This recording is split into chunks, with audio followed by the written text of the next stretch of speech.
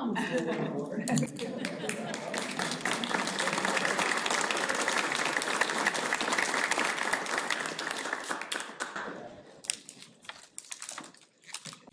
I decided to call this talk A Life in the Law.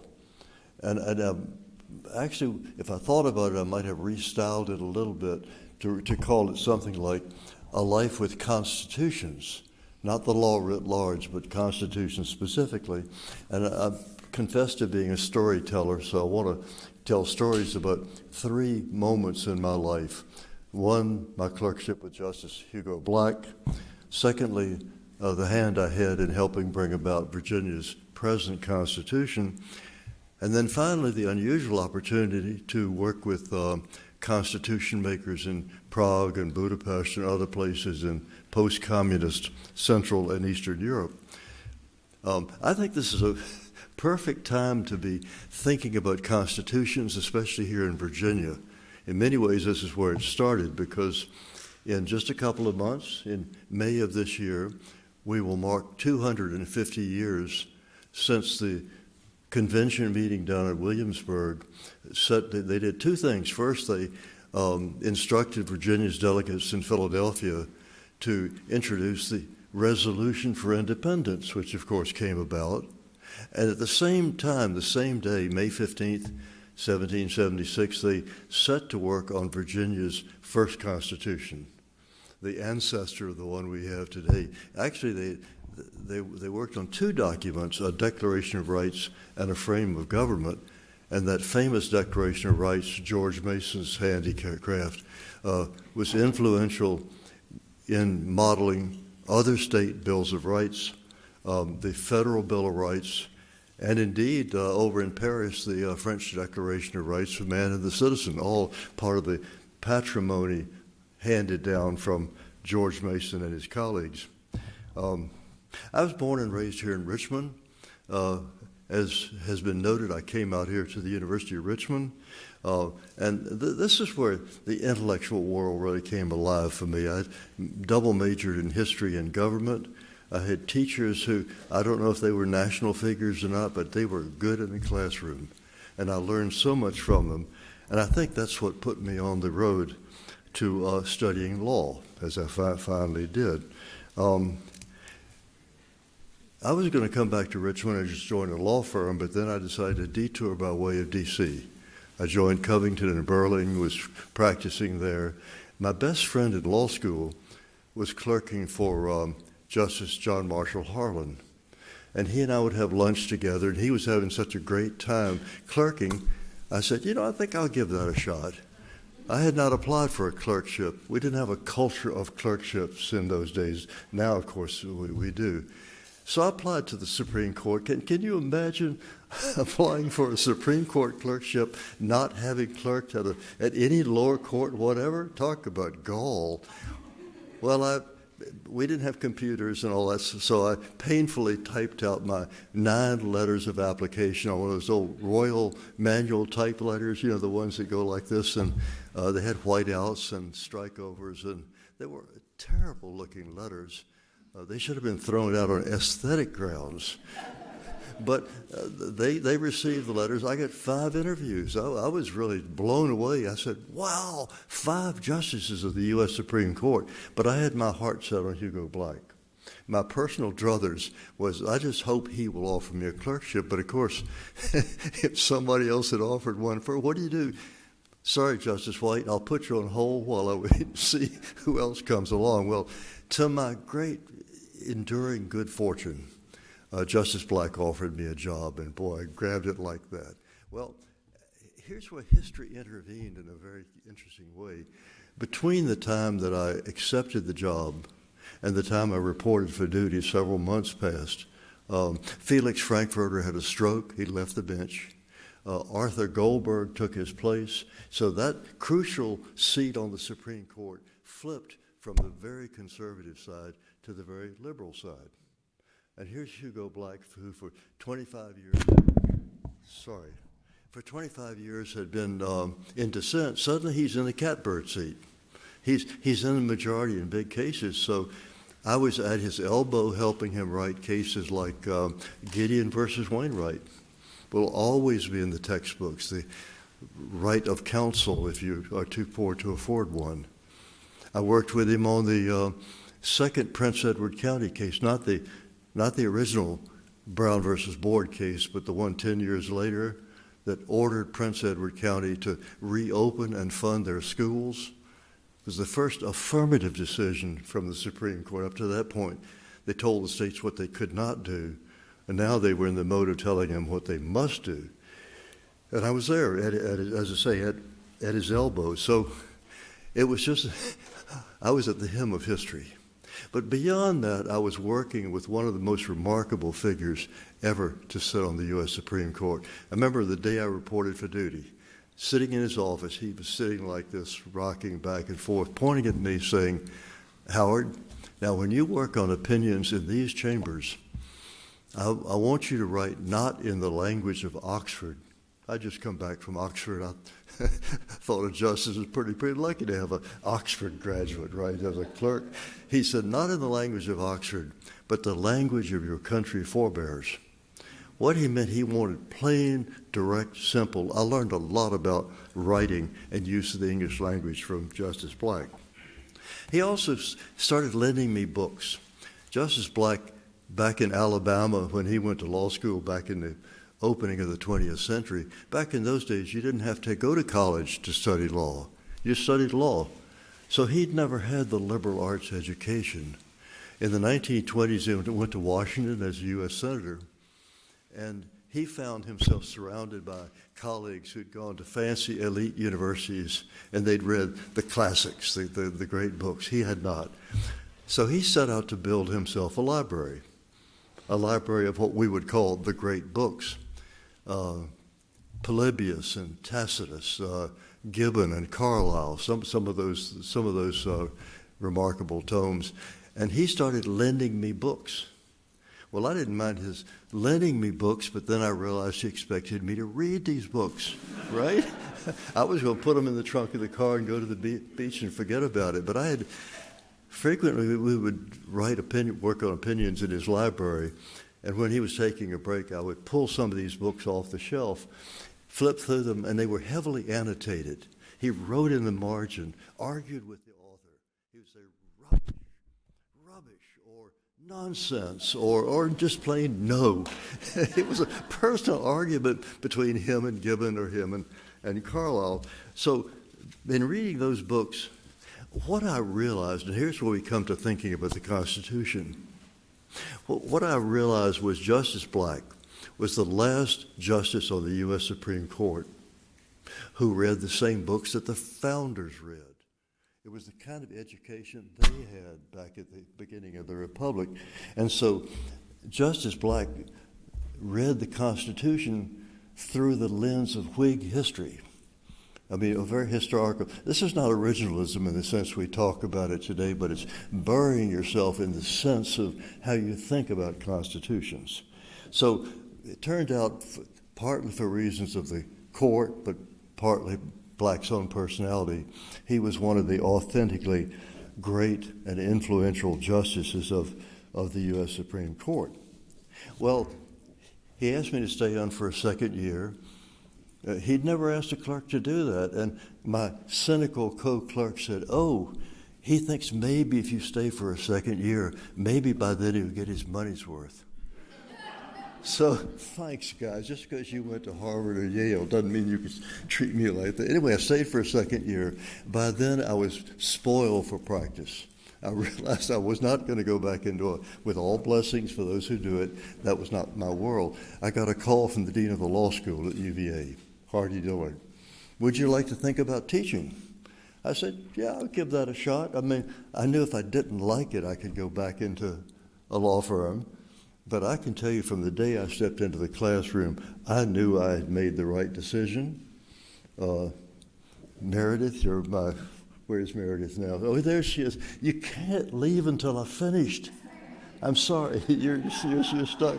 You're like the peanut gallery up there who can slip out and nobody will even see them." But so I stepped into the classroom. I had found the right place. That was 60 years ago. I taught longer than any professor in any department at the University of Virginia from the founding in 1819 to the present time. And when I started teaching, if you had told me, I told you the same thing, that if you had told me I was going to teach 60 years later, I'd have said, Meredith, you've been smoking something. No way, but there I was. I was in the classroom. Well, now along came something I never expected, and that was, as the dean mentioned, Mills Godwin, Governor Mills Godwin, appointed a commission on constitutional revision to rewrite to make proposals for rewriting Virginia's Constitution, and it was an amazing commission. Lewis Powell later sat on the U.S. Supreme Court, Dillard, who later sat on the World Court at The Hague, Oliver Hill, who was the Thurgood Marshall of his time, the great civil rights lawyer of his generation, and other people of similar stature. These were the commissioners. Well, these guys had full-time jobs. They needed a draftsman, sort of a fellow to pull their deliberations together, turn it into language, and see if they approve and write commentary on it. So they came to me. Well, I'd never really thought about the Virginia Constitution, but I was a young law professor. You know how young professors are. Piece of cake, you want to write a Constitution? Yeah, I could do that. What was I thinking? That I could go to a form book somewhere, we the people of, and fill in the blank? What I didn't tell them at the time was I had not read the old Virginia Constitution. I didn't know what was in it. Well, the first thing I did, of course, was to go educate myself, and I was amazed. First place, it was an ugly document. 1902, the height of the lost cause and white supremacy. If you ever come across a copy of the debates of 1901, 1902, you will not be surprised by what you read in there, but you will be offended all the same. It is awful. Somebody asked, Carter Glass was one of the major figures at that convention. Somebody asked him in the debates, Mr. Glass, what we're doing now, won't it discriminate? And Glass, they were very upfront in those days. Give him credit for that. He said, discriminate, what do you think we're here for? We're here to discriminate just as far as the U.S. Constitution will allow us. And those were the days of Plessy versus Ferguson and Williams versus Mississippi, and the cases where the Supreme Court basically let the South do as it pleased in writing post-Reconstruction constitutions. So the 1902 Constitution was an ugly document. It was long and prolix. It was just a bad constitution in every respect. It desperately needed rewriting. So I also took a look at other state constitutions. If you're from a particular state, read your state constitution. I looked at Louisiana, for example, and it to this day still proclaims that that Huey P. Long's birthday shall forever be a state holiday in Louisiana. What's that doing in a state constitution? I did some work in Oklahoma advising lawyers and judges out there. They still have their 1901 Constitution. And among other things, it defines the flashpoint of kerosene. What? Didn't they trust the legislature to get it right, and therefore they put it in the Constitution? As you can see, state constitutions are a very different animal from our sparse federal Constitution altogether. Something well worth studying itself. Well, commission did its work, reported to the Governor and General Assembly. I then went down to Richmond as counsel to the General Assembly. With a bit of nervousness, I was afraid they would mess up the commission's proposals, but they actually did quite a creditable job. They were able to lay aside politics and rise above politics of the moment and write what I thought was a very good Constitution. But there still was one step left, right? The people had to approve the Constitution in referendum. And that was something that still lay ahead. Well, Governor Holton, by then, had occupied the State House. He asked me if I would direct the referendum campaign. Well, I'd never worked in politics. I didn't know anything about that, but I said, I'll be happy to see it through to the end. So I took leave from the law school. and went around the state making talks from Big Stone Gap in one end of the state to Anancook in the other, and pretty much everything in between. To anybody who listened, we'd get together and have a session. I had four law students. I divided up the state. They went around, helped me. One of them is on your faculty. Wherever he is, he's in the room somewhere, I think. My colleague, is he here? Anywhere? Yeah. Carl Tobias. There you are, way back there. Carl, thank you for having helped out. Carl was given Southside. Was the toughest assignment. We carried the state by 72%. Sounds like a Bulgarian plebiscite, doesn't it? But it was 72. If you were a candidate for office and got 72%, you'd be very happy. But the toughest part of the state was Southside, and that's where Carl helped out. I brought show and tell. I don't know if any of you can see this or not, but this is probably the last surviving bumper sticker from that campaign. It says, "For a better Constitution, vote yes." Vote yes. Well, we got, say, 72% of people decided that's what we wanted to do. So it was just a great moment. I think it's not a perfect Constitution. Politics decrees the limits, but it's a good Constitution. It has Bill of Rights. Education is now in the Bill of Rights for the first time in Virginia's history. It has a mandate to localities, no more Prince Edward counties. They're under a constitutional mandate to put up their share of funding. There's an environmental article. We'd never had one of those before. And there's the first, rebuffed in 1902, the state's first anti-discrimination language, which, by the way, includes gender as well as race and national origin and the like. Virginia at that time would not ratify ERA, but we have a little ERA in our own Constitution. So it's quite a good document. Does it need amendment, by the way? The people are the final decision makers about the Virginia Constitution. We almost never amend the federal document, as you know. It's been a long time. You know how hard that is. But there are fairly frequent amendments to state constitutions. Almost every time you go to the ballot, there'll be something there. So it's really a people's document. You have the chance to actually put your hand on it.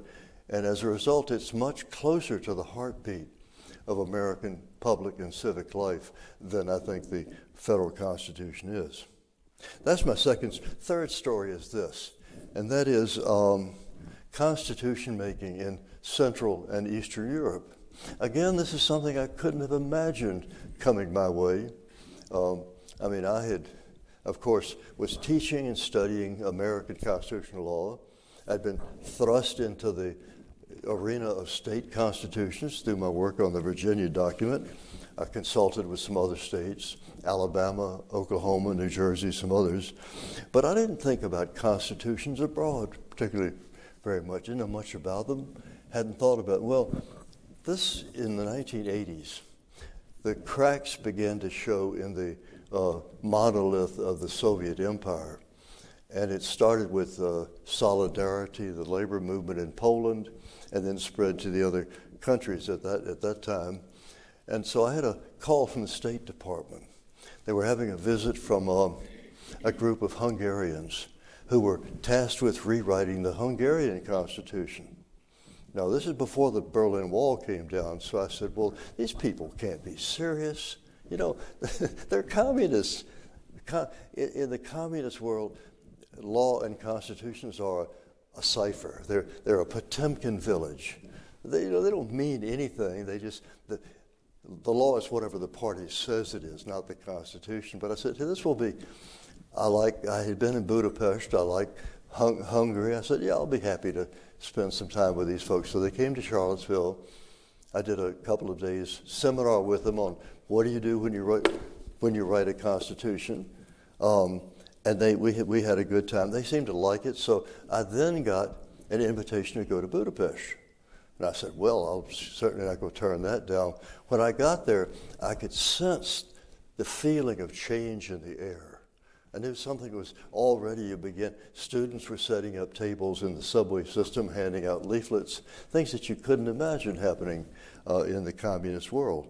So I went, spent some time with, I loved being there. They treated me like a plutocrat. They had a guest house up in the Buda is a mountainous part, Pest is the flat part on the two sides of the Danube.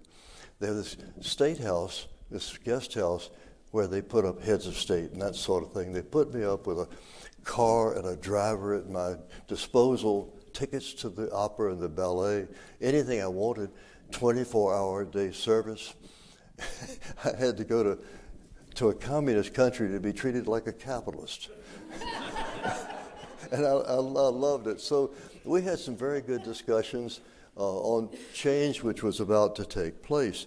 And there's actually kind of a road from Richmond to Budapest and Prague and Warsaw that you might not think about. And that is, being a classroom professor, right, where you talk about the niceties of constitutional and legal interpretation. I had then, as I pointed out, gone down to Richmond. And they didn't, I was just a law professor. How much credit does a law professor get in the in the legislative chambers? And whenever there was a tough point, I would be thrust up as a cat's paw and beaten around. So by the time I went to Budapest, and beyond that I went to several other countries, by that time I had been roughed up by experts. If you've been beaten up on by the Virginia legislature, Albania holds no terrors. You have been there. And what I really had come to appreciate was that you can write a textbook constitution if you like, but you can't sell it. Maryland in 1968 had a convention, and they wrote a beautiful constitution, but they couldn't sell it to the people of Maryland. There was a question. We have in Virginia's Constitution provisions for 5 constitutional officers, right? The sheriff and the commissioner of revenue and those folks. They're in the Constitution. They don't need to be. You could put those officers in the statute books, the Code of Virginia. Well, Maryland, the convention, being high-minded, said this can go into the Code of Maryland. Well, when they made that move, when they took those officers out of the Constitution, they created a center of opposition to the proposed new Constitution in every courthouse in Maryland, especially in Eastern Shore. So when the referendum came in Maryland, unlike Virginia, it was heavily defeated. It carried 2 counties in Maryland, Prince George's and Montgomery. It didn't even carry Baltimore City. And it lost in Eastern Shore by votes of 8-1. I mean, that's a landslide defeat. So I talked to those folks up there and brought that message back to my commissioners here in Richmond. I said, when this question comes up, you guys make the final decision. My advice, for what it's worth, is don't touch those officers. Leave it where it is. And then as it turned out in the referendum campaign, we had the support on record of all 5 statewide associations of constitutional officers. So instead of having opponents and critics in the courthouses of Virginia, we had friends and supporters. The politics of it made an enormous difference. I mention that story because that seasoned me for thinking about politics, tradition, history, culture, all the things that make people what they are, and it makes them vote the way they do, hold the opinions they do, and treat constitutions the way they do. Each time I went to a foreign country, I've now been to maybe a dozen in helping work with constitution makers. I can't become an expert in the history of that country, but I always try to read a little bit. Just come up to speed on, well, is there something unusual I should know about this particular country? So I remember being at dinner one night in Budapest with some Hungarian friends. And I've always been interested in places where constitutional events happen, the actual place. In Germany, for example, the Paulskirche Constitution is in Frankfurt. It's where the 1848 Constitution was written. So 1848, by the way, a date that may not resonate in the minds of a lot of Americans, is a big deal in Europe. One of those points that redefines the intellectual world, the political world. So at dinner one night in Budapest, I asked my Hungarian friends, I said, in 1848, there was a cafe called the Café Pillvox, and it was where the reformers and intellectuals and liberals and the like would gather and talk about change, to get out from under the Austro-Hungarian Empire and become Hungarians and write a Hungarian constitution and the like. So I said, the Café Pillvox, maybe it doesn't exist. Maybe it's not a cafe anymore. Maybe it's something else. But I'd sort of like to go and take a look at it if it's still there. Well, when I asked that question, a woman at the table, a Hungarian, all the other people there were Hungarians. This Hungarian woman, pointing to me, turned to her friends and said, "I told you he was Hungarian." I don't have any Hungarian blood that I know about, so I'm certainly not aware of it. But her message was clear, namely, nobody would care that much about Hungarian history unless they were Hungarian. And so those fragments of knowledge would take me a long way. In Poland, for example, they wrote Europe's first, literally the first constitution in Europe, ahead of the French, May 3rd, 1791. And they're so proud. If any of you have Polish ancestors, I saw you said you have. She's got Polish? All right. You probably know all about this story, because this is part of Poland's cultural patrimony, that they had hoped that they would write their first post-communist constitution 200 years after the 1791 constitution. They didn't quite make it.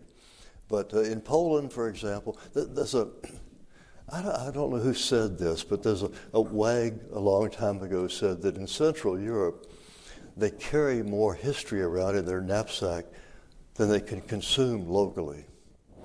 Think about that. I mean, in small little bitty countries where things break out, Sarajevo, the beginning of World War I, places like that things bubble over and suddenly you've got a world war, as you did in World War I.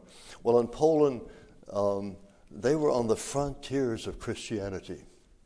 There was a Polish king who actually led the Christian forces at the gates of Vienna when the Ottoman Turks were swept into Europe, and they were held back at that point, the Polish king.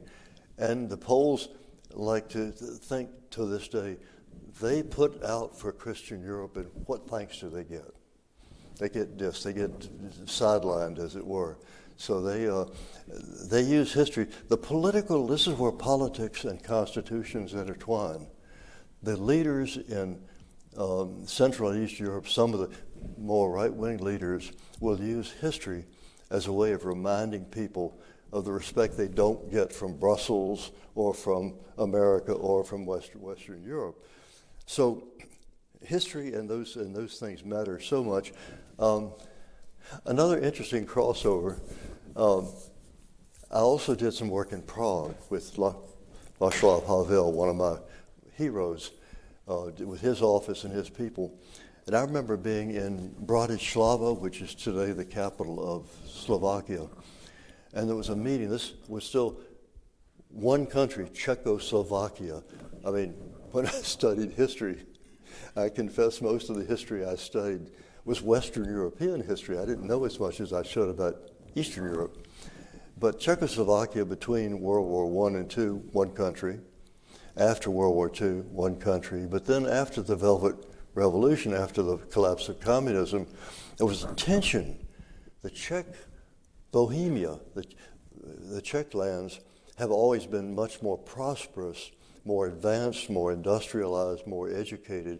The Slovak lands are more rural, more conservative, and there's a real cultural difference, not unlike the cultural difference that you find between parts of this country. Culture matters that much. So in the meeting in Bratislava, we were talking about judicial review. What's the first thing you study when you study American constitutional law, right? Marbury versus Madison. Like, it's sort of the holy grail, as it were, as if everything, it's like Immaculate Conception. Everything begins with Marbury versus Madison. There was a little history before that, but as you know, that's not where we usually start. So we're talking in Bratislava about the competence of courts. And I made the observation, I said, I assume that the Constitutional Court of Czechoslovakia will have jurisdiction to hear appeals from and overturn decisions of the High Court of the Czech part and the High Court of the Slovak part. To me, that seemed to be an axiom. Well, at that point, the Chief Justice of the Slovak Supreme Court, big bear of a man, was sitting there, slammed his fist out on the table and said, "That will not do. That would violate our sovereignty." I said, "Sovereignty? I thought this was one country." Suddenly the echo of John C. Calhoun, the compact theory, right? The Czechs thought they were writing a constitution, and the Slovaks thought they were writing a treaty. Two different conceptions of what was going on at the table there. So not too long thereafter, 1993, the two countries divided, and they are now two separate sovereign countries. So the aftermath of 1989 in Czechoslovakia, a little bit different from the outcome of Calhoun's theories in this country in the 1860s. So when those constitutions were being made, there was an enormous impetus for modeling the new constitutions on Western Europe, on the liberal democratic world, drawing on international treaties like the International Covenant of Human Rights, fair and free elections, free press, independent courts, checks and balances, constitutional supremacy. All these things were sort of givens as in the writing of a good constitution. That was then. Some of you may remember having read or heard about Francis Fukuyama and his book called The End of History.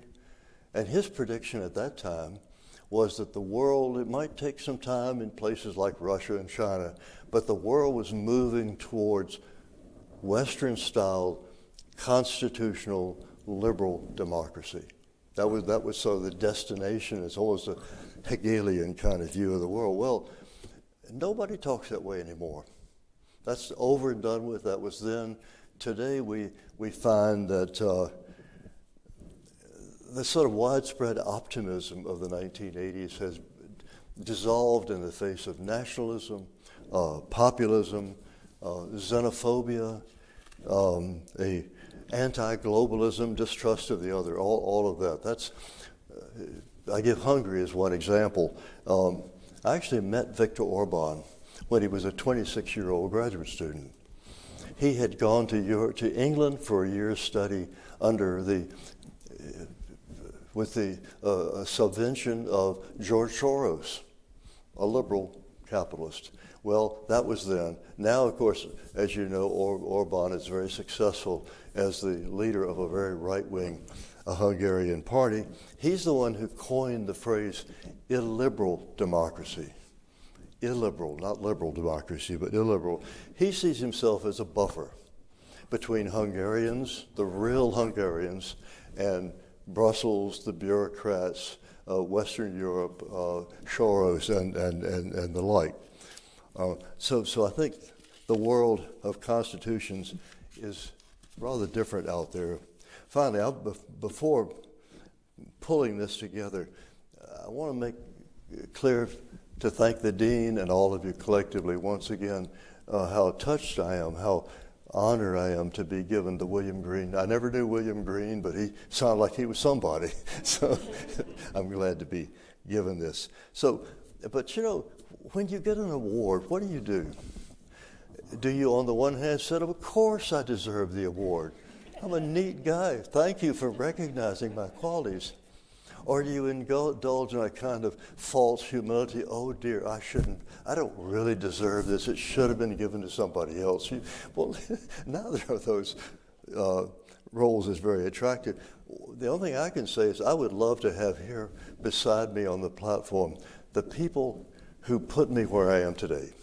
the people to whom I owe so much. I think my college professors in history and here at the University of Richmond, history and government, my law school professors, obviously I want Justice Black up here because I owe him so much, as I tried to make clear.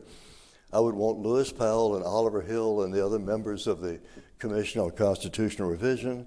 I'd want some of my mentors in post-communist Europe. I'd want Václav Havel and Arpad Gans and people that I knew and worked for.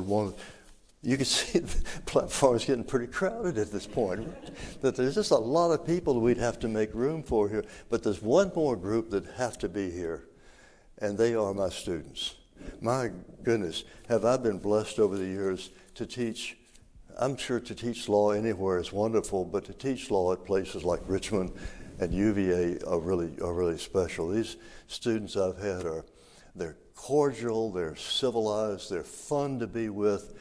Some of them are smarter than I am, but I'm seasoned enough to keep the ball moving I don't want them to pause long enough to say, he's not that smart. But if you just keep things going, they don't have time to realize that. But the teaching has been a two-way street. I may have taught them something, but they've taught me so much in turn. So I would want to add some of those students up here with me. So talking about, we talk about standing on other people's shoulders. And I haven't even talked about my family, which I owe so much to. But what I can say is that I owe so much to so many people, and I like to think if they were here, they'd say, yeah, he's not done too badly. At least I have the imprimatur, the certificate from the University of Richmond and the William Green Award, for which I thank you so much. Thanks.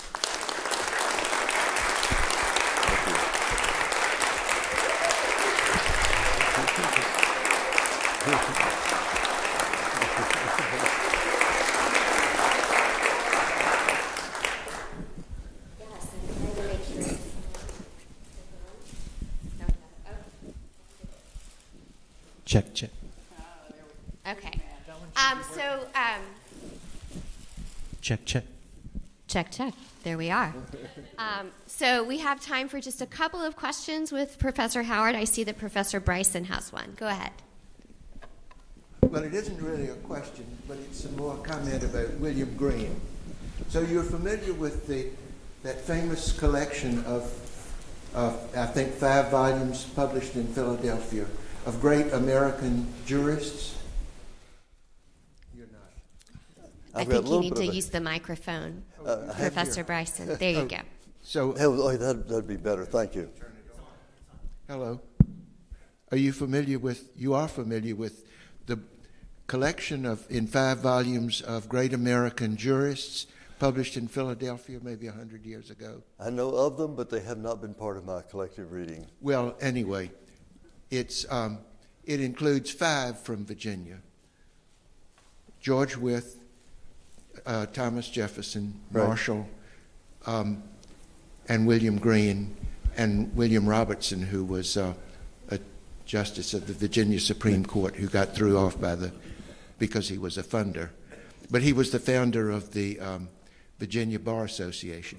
But anyway, William Green is one of the 5 that is nationally recognized 100 years ago as famous people in Virginia jurisprudence. So that's who William Green was. And also, the first recipient of the William Green Award was Lewis Powell. Was Lewis Powell. It's important to have in your audience. This is Hamilton Bryson, who is a seasoned, certified historian, sort of person you need in the audience to keep you honest. If I made a mistake, he'd be the one to know. Also a product of the University of Virginia Law School at one point. May I say that? But thank you, Professor Bryson. I see one in the back with Professor Stokes. Good afternoon. Thank you. As a fellow Spider undergrad UVA law alum, I'm happy to know I'm standing on great shoulders myself. But I had a question about, you mentioned life in the law as it pertains to constitutions. But as you were talking about people and culture and understanding who they are and how that informs the way they think about constitutions, I'm just curious to know, what your thoughts are, or how you would tell those of us who are at the beginning or the middle of our life in the law, how we might withstand some of the things that you probably have observed over your career, especially when we're thinking about the rule of law and constitutions. Right. And I think about the rule of law a lot. I did a program this last fall for the Virginia Law Foundation. They asked me last spring if I would do a program on the rule of law. And it was just like my reaction to Lewis Powell and that crowd. Sure, roll a piece of cake, rule of law, I can talk about that. Well, between the date of my accepting and the date of doing the program, every day I'd open the newspaper or turn on the television set or open my device, and one more assault was being made from some quarter or another on the rule of law. So, gosh, your question is so beautifully framed. You're a student here? She's a professor. Here. Oh, okay. Remember, you're a faculty. Now, you framed the question so beautifully that I really ought to say, okay, guys, have a quick snack, and we'll do a second hour addressed to that question, because that really kind of sums up what I've been trying to give you impressions of. How do you go about when you're launching a career in some aspect of the law, practice, government, teaching, whatever it might be? How do you acquire the sort of instincts, the senses of what makes the law something special? Because, as you know, a lot of our fellow citizens think of the law as a vocation, bunch of muddy grubbers just out there to sort of bend the system to suit their own sake. I think people in this room know better, that those of us who teach, write, and think about the law think about something which is truly professional and intersecting with the life of the people around us. I love going out and talking to ordinary folks. One reason I enjoyed the campaign was that I encountered all kinds of folks who didn't know anything about the law. They distrusted the system. They perhaps had been beaten up on by the system at some point or another. They'd come out on the wrong side of the law. And how do you sort of draw them into a conversation of citizens to think about what the law could be? I mean, so I guess just the short answer is I would read, as Professor Bryson said, I'd read about the law. What has been said about the law over the years by people in previous generations? I think that's one door that can be opened. Secondly, to, as best you can, work for or with people who really understand the best instincts of the law. Lewis Powell and Oliver Hill and people like, my goodness, you should have sat around the table at the commission meetings and watch Lewis Powell, a conservative, Oliver Hill, a reformer, work together to a common purpose. There's language in the Virginia Constitution that actually was, I saw it happen, a compromise between competing points of view that Powell here and Oliver Hill had, and yet they were able to come together for the common good. I think being around people like that matters a lot. And then, you know, teachers are so blessed. Hang out with young people. You know, I mean, if I live a long time, it'll be because young people kept me afloat all this time. But see what the next generation has to say.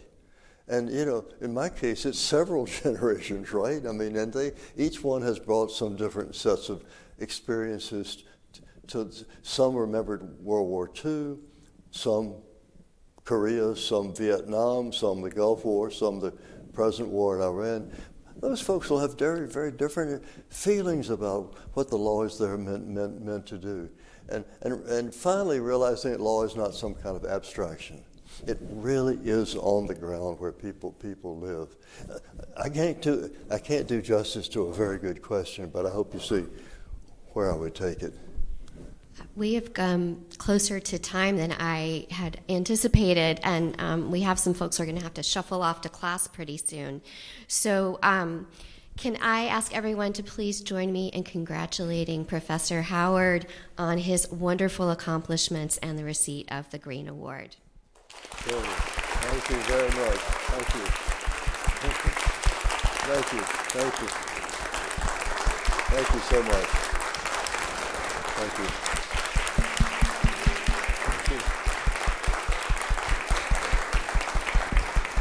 Good.